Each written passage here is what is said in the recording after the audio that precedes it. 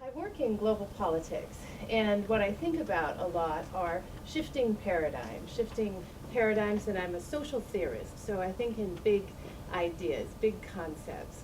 And so when I was thinking about what I should talk about today, which aspect of those big concepts, I was thinking that what would be useful for queer studies students, women's studies students, students who are thinking in terms of social justice and from an identity perspective maybe, is how to connect your identity work, your social justice work, your feminist work, your queer studies work with a broader global context, and a broader context that puts into conversation race, gender, sexuality, nation, and empire.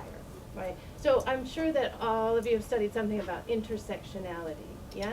So you know that word, you know that concept. So we often talk about intersectionality, but we often don't spend that much time really thinking about how that works and why it works that way. Why are those things in conversation?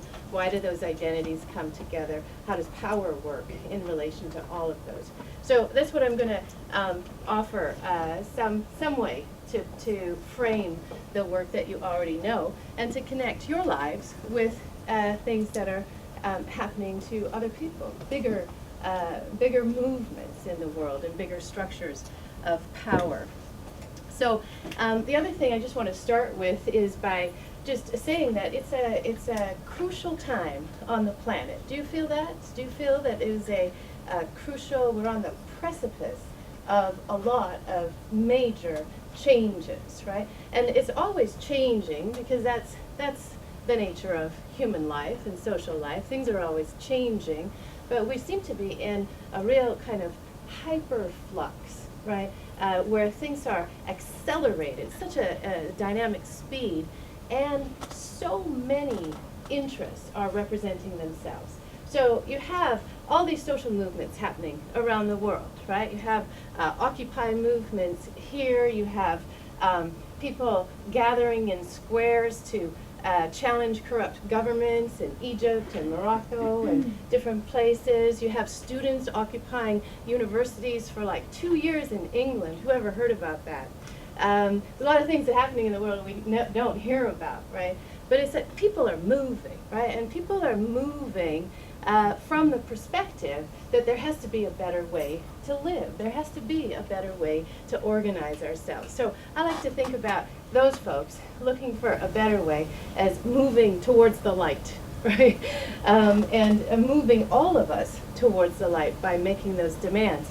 It's also, we're in an era where if there's an uprising or a movement in Morocco, we're all part of it, right? Because we're connected through information technology. So there's nothing actually local going on anymore, or only local, right? It's local and it's immediately broadcast. And so we're all part of it somehow. And we're all part of it in terms of consciousness. Do you talk about consciousness in your feminist classes, your queer studies class? Yeah.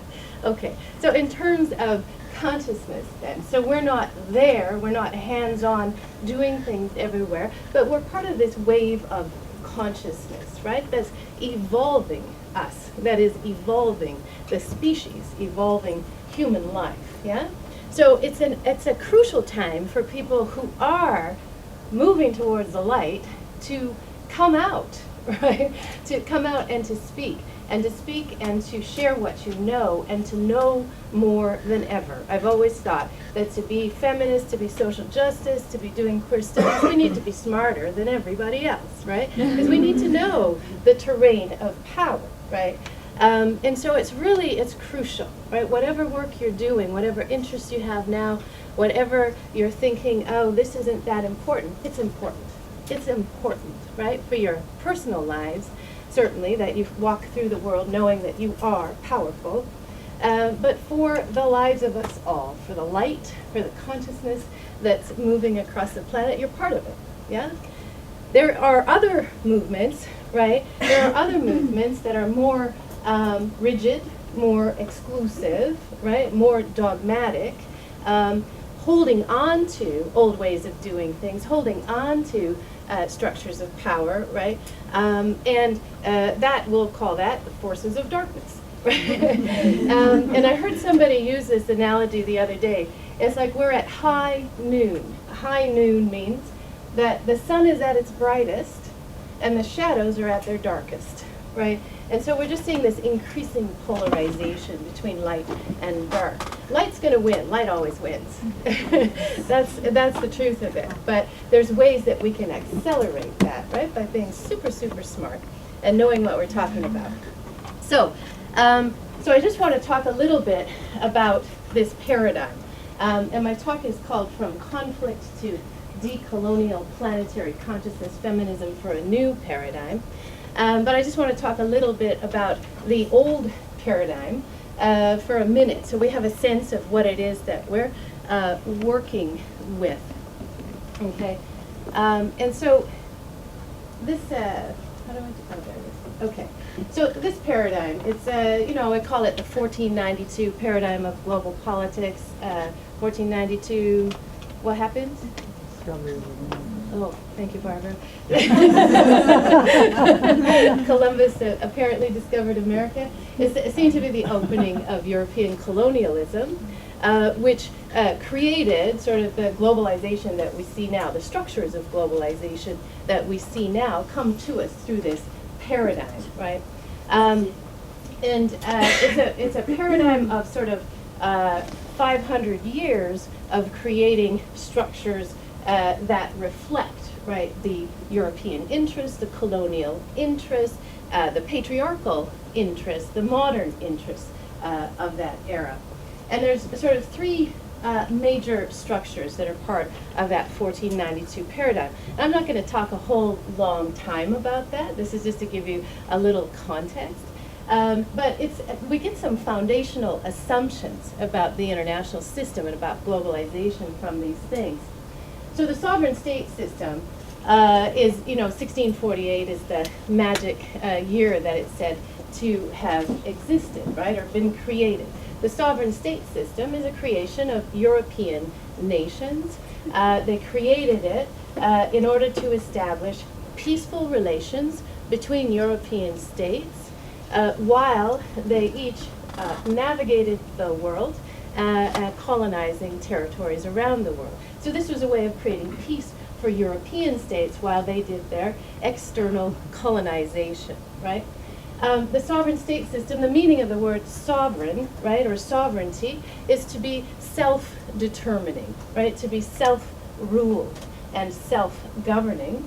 And in European history, it applies to states, right, to be self-ruled, but it also applies to individuals. The concept of the ideal human is a self-governing individual, right? Someone who is sovereign, someone who is autonomous and has control over all their bits, okay? So Europeans created this sovereign state system to facilitate their interests in the world, and yet it got globalized, right, through colonialism, right? So it got established as the way that global relations happen in the world, and that's still the case. It's still the case. If you're not a sovereign state, you can't enter into trade agreements, you can't sign on to human rights agreements, you can't be at the table of any decision making that goes on in global politics.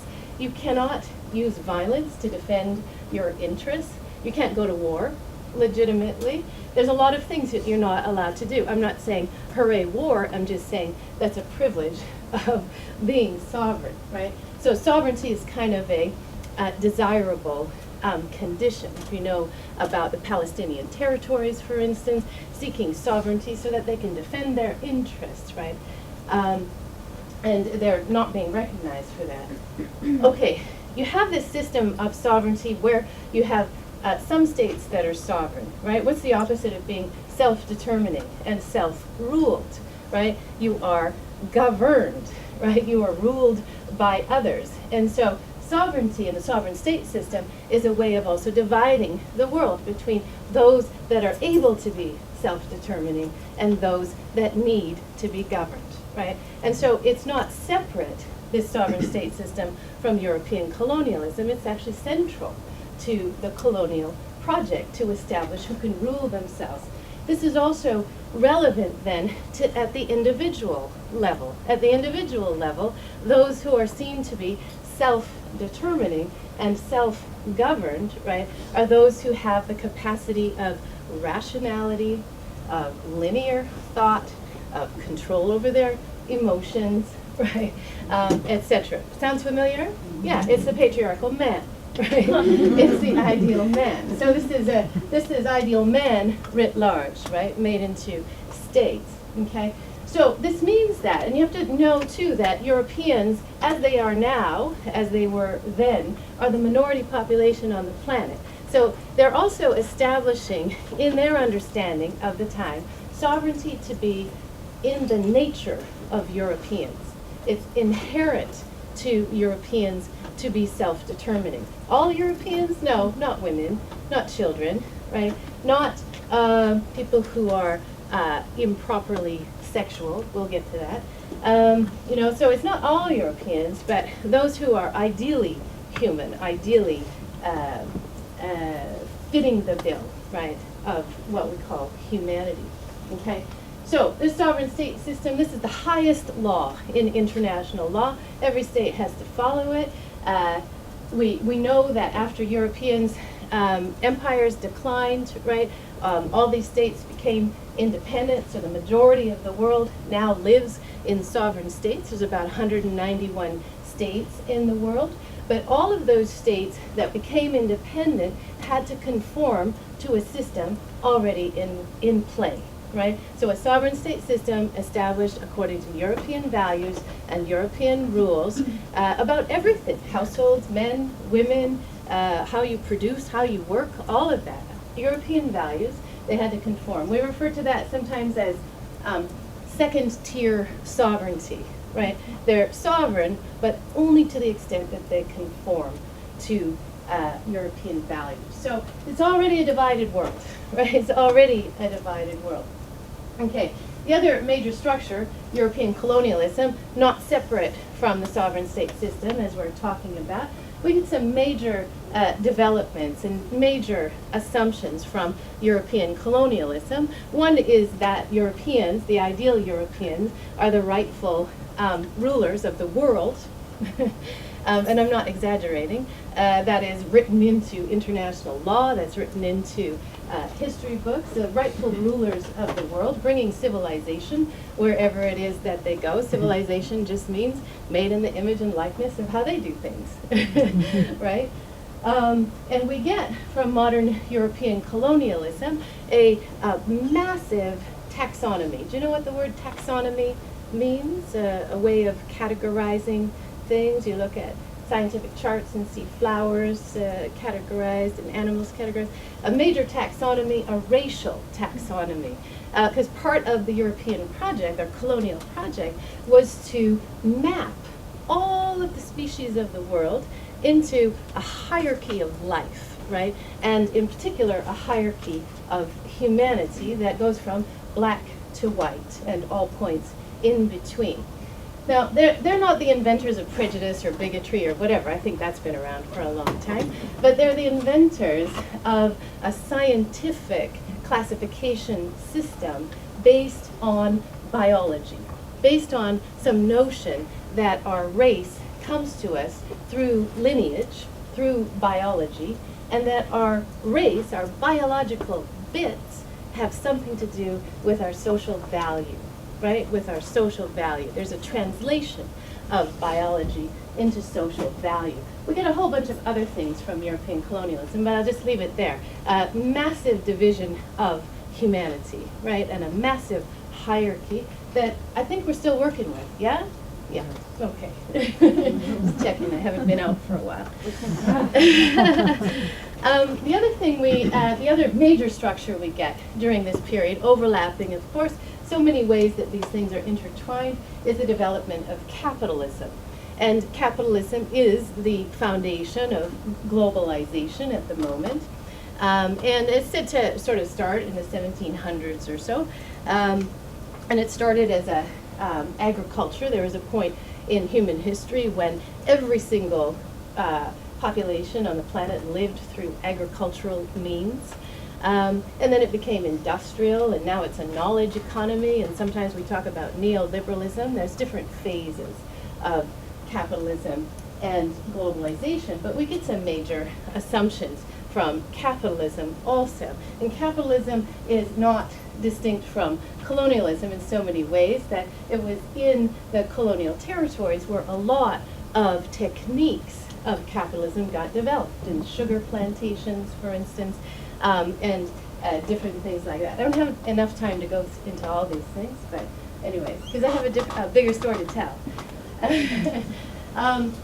But this is all to say, you know, capitalism makes a few assumptions. The reason that Europeans developed this way of producing goods, right, is to answer their disaster of scarcity, right? There's a point in European history where the forests are completely cut down. All of the resources, the natural resources, have been used. The land is no longer fertile, or the population's too big and there's nowhere to grow things, right? And it's a problem of extreme poverty, deprivation, and scarcity that starts to develop this idea of capitalism. The key development is mass production, right? They went from producing small-scale producers making individual objects, right, or commodities, to mass producing and dividing labor so that some people do the lug nuts and some people do the bumper and some people, right? It's a division, a fragmentation of the way that labor works. So capitalism, on one hand, is a mechanism to create abundance, right? It's to create abundance through mass production, okay? But the foundational assumption of capitalism is that there is not enough to go around, right? It's coming out of an experience of scarcity. Their lived experience is there's not enough to go around, right? And so scarcity is the foundational assumption of capitalism. Okay, so what does that mean? If things are scarce, right? If things are scarce, there's not enough to go around. There's the assumption that poverty is inevitable, right? That some people will not have, right? There's an inevitability to the division between haves and have-nots, right? That's just how it is. Sorry, that's the nature, right, of the system itself. And so it's built into it, divisions. I just go over these things really fast to make the point that structurally these divisions are taken as natural, right? And they're reproduced over and over and over again. And there's no coincidence, when you look in the world, the way that goods and rewards are distributed. There's no coincidence where you see massive poverty and where you see overabundance, right? People eating way too much food, having way too many resources, right? That's not coincidental. This is all by design, human design, right, at this moment in history. So here are some of the big assumptions of this structure, right? There's not enough to go around. Scarcity is inevitable. Scarcity is given in nature. That's just how it is, right? Inequality is inevitable. If scarcity is inevitable, then some people have to do without, right? And you're in a structure that's already created a nice little hierarchy, right? Called a racial taxonomy, right? Someone will go without. Life is a struggle of all against all, right? It's seen to be inherently a struggle, and competition then is inevitable. Competition means, you know, raises a question. How do you do community if competition is inevitable, okay? The other foundational assumption we get is that war is inevitable, right? Sovereignty assumes that you must not only, you have the right to go to war, but you must have the means to go to war in order to be sovereign. You have to be able to defend yourself. And war is inevitable because competition is inevitable, because scarcity is inevitable, because inequality. You know, you see it's layers and layers of inevitability, right? Humans by nature are violent, greedy, and untrustworthy. That's a foundational assumption of all of these systems, right? And feminists often point out that that doesn't tell us one thing about mothering or households or all the ways that we grow up so that we can go in the world and steal people's stuff. But just an assumption, right? The system is filled with threats and risks. The system is, by its very nature, survivalist, right? It's set up, right, to be survivalist, and that is the highest goal in this structure, in this paradigm, this 1492 paradigm, right? The one who gets the most toys wins. And survival is the thing at stake, okay? So what does this have to do with anything? I mean, it has everything to do with everything, I think. But what does it have to do with feminism and queer studies and the things that you're working with, in terms of identity, in terms of identity politics and identity representation and all those sorts of things? Well, as I said, as I started, you know, the reason that I want to offer this framework is for you to think about how your lived experiences, your research that you've done about lived experiences connects to this bigger story of these big assumptions, right? And where these identities come from, okay? Because while all of this is going on, oh dear, while all of these structures are being put into place, race, gender, and sexuality are crucial to the operation of the sovereign state system and capitalism and colonialism, right? All of them depend upon certain ideas and people being put in their proper place, right? Being put in their proper place. And we might refer to that sort of concept as whiteness. I don't know if you've studied any whiteness studies. You have? Okay. Okay, so whiteness, then you know, is not really a reference to skin color as much as it is a package of social characteristics or cultural characteristics, right? So whiteness is like a package idea, okay? And it refers to procreative heterosexuality, right? And I'll just say, we're in a survivalist paradigm, so procreation matters, right? And I'll say more about that in a minute, but procreative heterosexuality, Christian, male, property, able-bodied, Euro-descendant, okay? That's sort of the package of what we talk about in feminism and women's studies about the ideal man, that false universal, right? The abstract universal that really, for the most part, doesn't even include most people who look like white men. It doesn't really include them because procreative heterosexuality is a very specific thing, right? There's so many ways to go wrong with that and to not do it right. Whiteness gets developed, right, as this package, this concept, these ideas, and people talk about whiteness. People write about whiteness in history books and such, and in legal texts, right? That it is the equivalent of humanity. It is what it means to be fully human, right? And it's on this basis of whiteness that hierarchies of humanity get created. These biological and natural characteristics are translated into social values. So yes, there is something different about bodies, whatever, right? But it doesn't matter unless we translate that into social value, and that's what's happening there, okay? The regulation of sexuality becomes crucial at this time for the preservation of hierarchies, right? That you have to make sure that people's sexual practices help to serve the interests of the hierarchy, serve the interests of whiteness, serve the interests of nations, European nations in particular, as they're going into the world doing their thing. And this is what makes it a procreative paradigm. The state gets interested in who you're having babies with and regulates it, right? And institutionalizes it.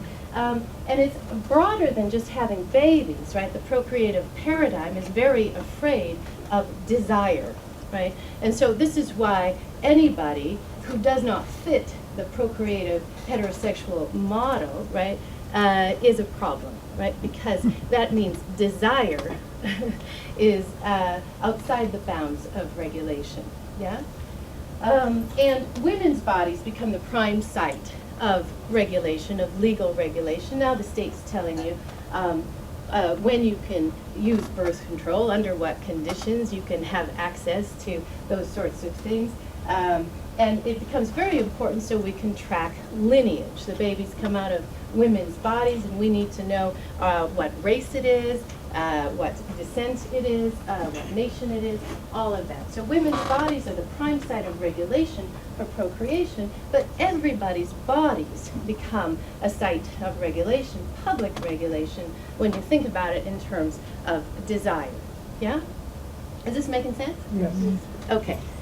Okay, so these concepts of race, gender, and sexuality, they're created, right, as philosophical, scientific, psychological, medical, cultural. There's a huge mass of studies done to establish, right, the relationship of race, sexuality, and gender, right, in order to establish who is rightly human, in order to establish who is rightly sovereign, in order to establish who gets to rule, who gets to govern, right, and who gets to be self-determining, okay? And this was done in terms of biological hierarchies, and so those hierarchies of humanity are actually characterized as species, right? How many species of humans are there? Really just one, right? Biologically speaking. But in these racial taxonomies, in the medical studies of women's anatomies around the world, it established species differences between people, right? And so not everybody, most people in this room wouldn't count as even being part of the species of human fully and completely, right? Children were considered primitive and savage. Some of my friends say, well, they are. But primitive and savage, and scientifically so, right? Like documented that way. Women were considered partial, lacking, and deformed.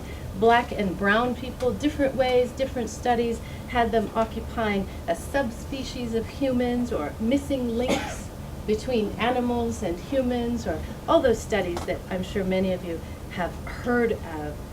These biological categories passed through lineage, but are seen to be visual markers. So how do we know what you are and what you're carrying are through visual markers. So some of the studies done, it wasn't always skin color. Sometimes it was studies done on the size of skulls, right, to determine the size of a brain, which they equated to the amount of intelligence you have. You know, the size of your skull is really more proportional to the size of your body. And doesn't have anything to do with the amount of intelligence that you have.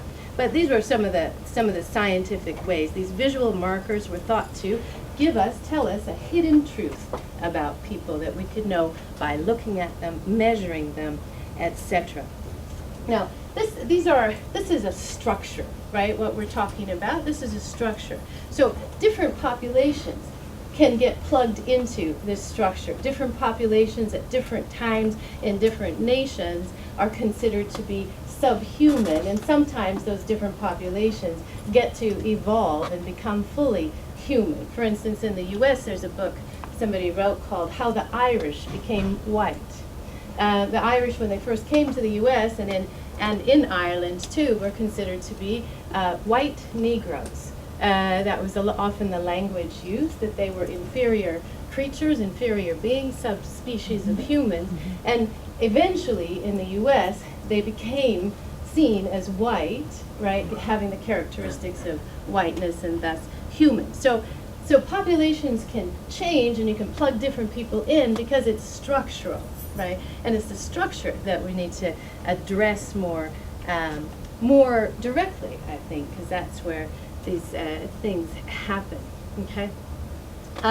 Okay, so why, the other thing I could say about this way of doing things then is that it's also the same time in European history where population becomes crucial. Population and the idea of governing according to populations, right? And this is a new concept, and it's a long story, and I'm not going to tell all the details of it, but we'll say that those racial categories demand that certain populations can be known, classified, so that they can be governed, right?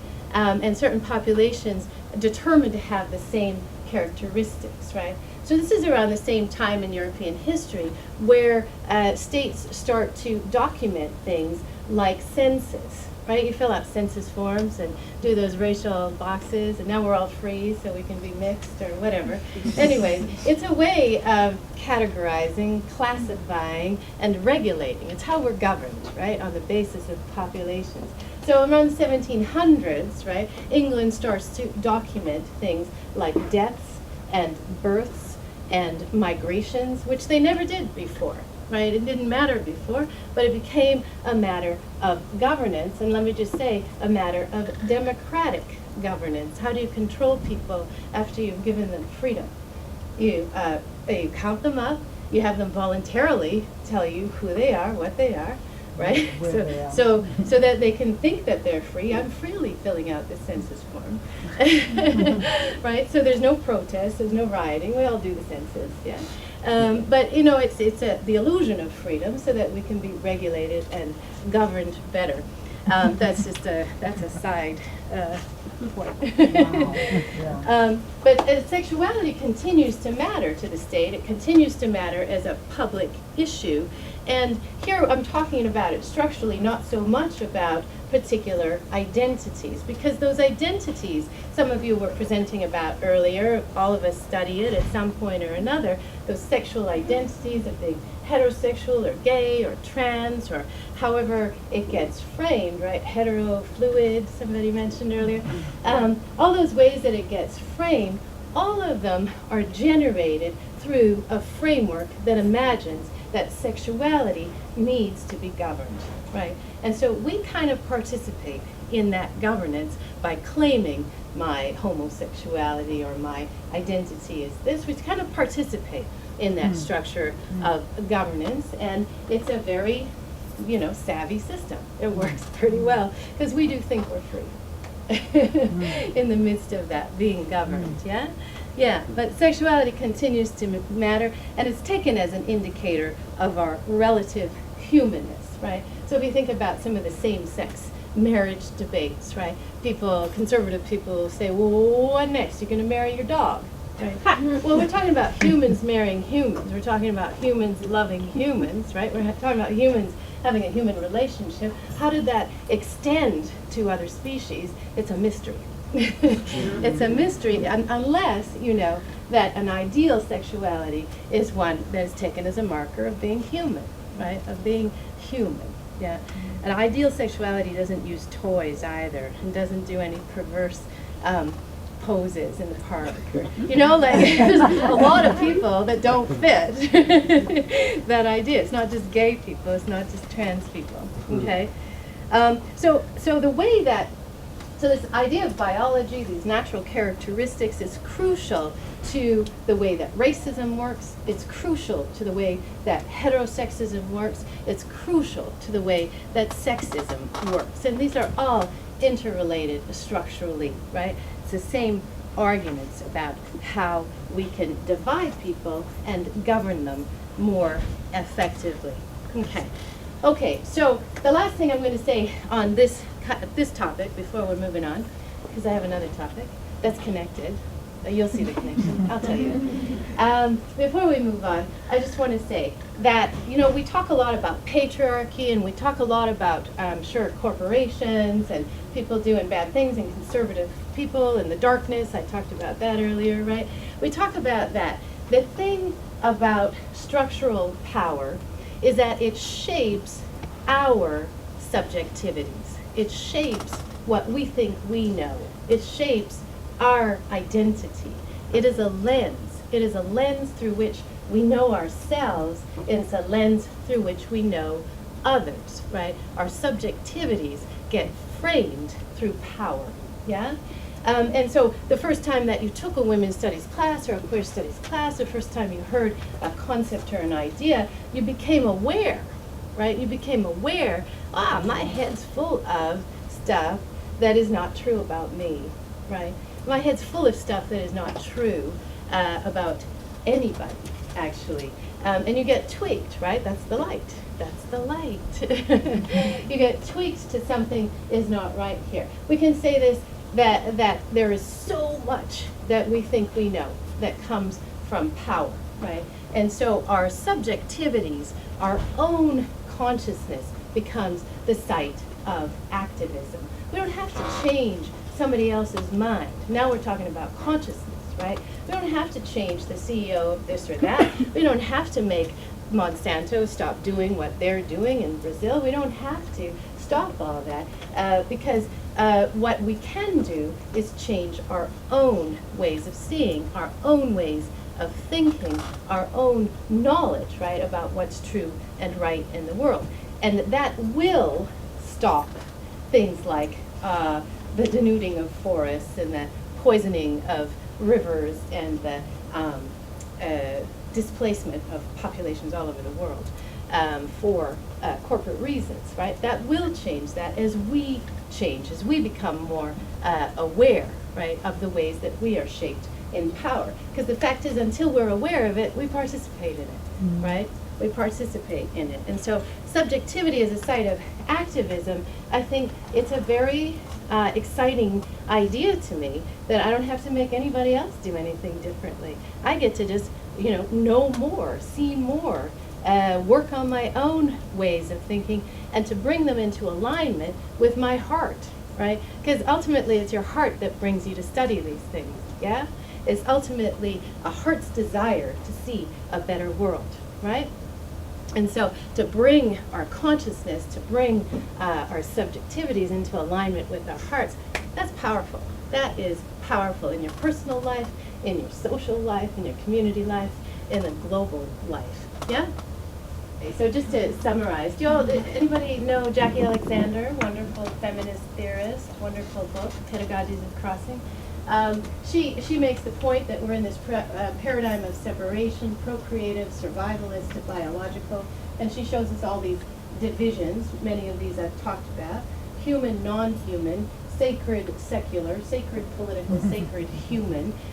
She's very big on making things sacred again, and this notion of decolonial gestures. Decolonial is reversing or moving forward, right, and transforming or revolutionizing colonial structures, right?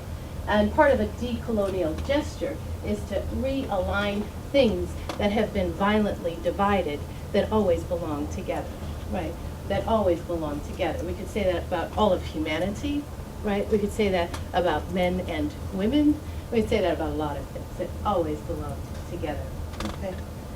Okay, so how do we do that? Where do we move from that, right? Knowing that all these divisions are made, they're historical, they're structural, they're in our heads, they're in our neighborhoods. Oh my gosh, how do we move from there? So one of the things that I've been really working on is to think about universals, not false universals, not those universals that oppress people, but universals that actually liberate us, and that universals that actually speak to the truth of who and what we are, okay? And so I've been asking some questions about that, about a feminism for a new paradigm, right? That we get an opportunity at this moment of hyperflux and big change, etc., to rethink identity, right? Identity has brought us to a certain point, I think, in our political liberation, but there needs to be more. It can't be the end point, right? Because it divides us ultimately from each other. So rethinking identity, who are we? If I'm not my gender, my race, my nation, the empire, my sexuality, who are we, right? Who are we? It's a good question to spend time with. And this is a wonderful book, Transforming Feminist Practice by Leila Fernandez. She has a wonderful concept called a radical disidentification, where we go through a process of disidentifying from these things of the world to find something deeper about us that connects us to each other, okay? We get to rethink universals. Yeah, we're mad at universals, those false ones, those abstract ones, those oppressive ones, those mean ones. I'm mad too. But what are the possibilities of universals for a decolonial world? Just because universals have been presented, right, in an oppressive framework, does it mean that all universalism is flawed, right? I don't think we've explored it enough. And I think feminists are the ones to explore it, knowing what we know about the problems of partial universals, right, or false universals. We get to rethink humanity. What are we beyond material life? What are we beyond our bodies and our identities and our consumerism and whatever, right? This material, physical life. What are we, right? And we get to rethink community, right? Outside the nation state, beyond the nation state, right? What can we say about community? Who belongs to me? To whom do I belong, right? With whom do I belong? I think these are big questions worth writing down and thinking about later. But I'm just going to talk a little bit about universals. And this is through the Universal Declaration of Human Rights, the UN Declaration of Human Rights. And I'll tell you why I think this is productive in 8 minutes or less. Okay. So there's this notion of inherent dignity, right? Inherent dignity. Inherent means that it is inheres in you. It cannot be taken away, right? You come with it. You showed up with it on the planet with inherent, with dignity, okay? And this is in Article 1 of the United Nations Declaration of Human Rights, that all human beings are born free and equal in dignity and rights. It begins from the premise that we are equal in dignity, okay? And Article 2 says we are entitled to the rights and freedoms in this declaration without distinction of any kind, okay? Without distinction of race, color, sex, language, religion, political or other opinion, nation, property, or other status, okay? In other words, what this is saying is that we are entitled to rights regardless of our social condition, regardless of our material condition, regardless of our identities, right? All humans are born equal and free is the assumption here. We know that that has not been applied, right? We know that. I know that. Jeez, I'm smarter than that. But we're just starting from the premise that there is a notion here that there's something inherent to us that is universally true, right? That is foundational to how we do things, and that is prior to social experience, prior to social identity. If we say that it's prior to social identity, then it also means that it cannot be taken away from us. It can be disrespected, and for sure that happens regularly, that our inherent dignity is disrespected. Life is full of indignities. But it cannot be taken away, right? And so it is ours by birth, by the fact that we exist, right? By the fact that we show up. It doesn't matter if you're lazy or hardworking or good-looking or any of it. It doesn't matter. It doesn't matter. By the fact that you exist, right? It's regardless of social or material condition. It's regardless of socially constructed condition. It is regardless of anything that is subject to change, right? You're inherently dignified even if you start living in a mansion and end up in poverty. It doesn't matter. Your dignity remains yours because you came with it. It inheres in you. It is not given. It cannot be taken away, okay?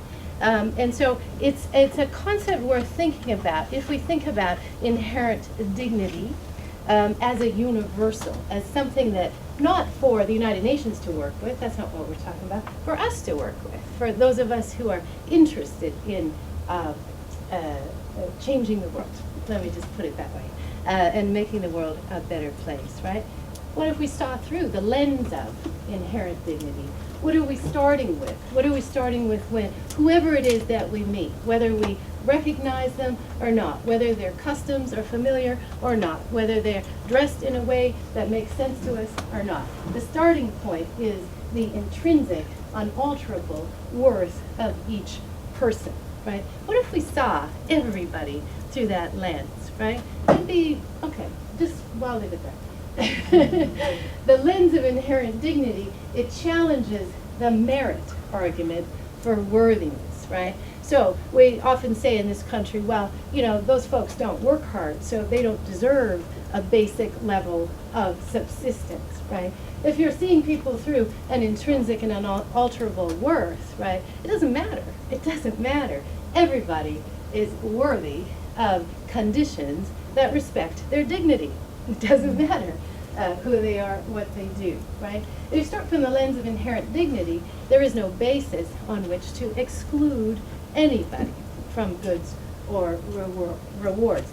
You can also see nature and all of life through the lens of inherent dignity. So there's a lot of talk about environmentalism, saving the planet, this and that. What if we saw animals? What if we saw trees? What if we saw Earth, right, as having inherent dignity? And what if we made a practice of seeing through the lens of inherent dignity? And I say it's a practice because I don't think we're very good at it. I don't think collectively we really necessarily walk around doing it. So it would be a practice, something we learn to do, okay? Yes, so I think through the lens of inherent dignity, a key point of inherent dignity is that everybody gets to be themselves, right? So whatever it is that you are, whoever it is that you are, right? The idea is to see through the lens of inherent dignity to create conditions which support everybody's true and authentic self, right? We think about sexuality, you think about all the ways to do sexuality, all the ways to do gender, right? All the ways to be human, right? The vast world of ways of being human, right? Everybody gets to be themselves through the lens of inherent dignity, and we find ways, we create conditions that support people's uniqueness, and nobody is collapsed into someone else's definition of culture, rights, religion, ways of being. Nobody's collapsed, because then we're not seeing through the lens of dignity anymore, okay? I'll leave you with this thought. I think we shouldn't be about anything less than universal emancipation. That those of us who are walking towards the light and seeing a better world and knowing a better world, that make it a big goal, make it a high goal. Universal emancipation for the fact of existence, because you're here, not for any other reason, but because you're here. Make a big goal, unconditional freedom, regardless of race, gender, sexuality, nation, and empire, that we are free to be who we are, authentic, real, and true. I think this is the promise of feminism, this is a promise of social justice. Queer studies, all of it. Yes. Thank you.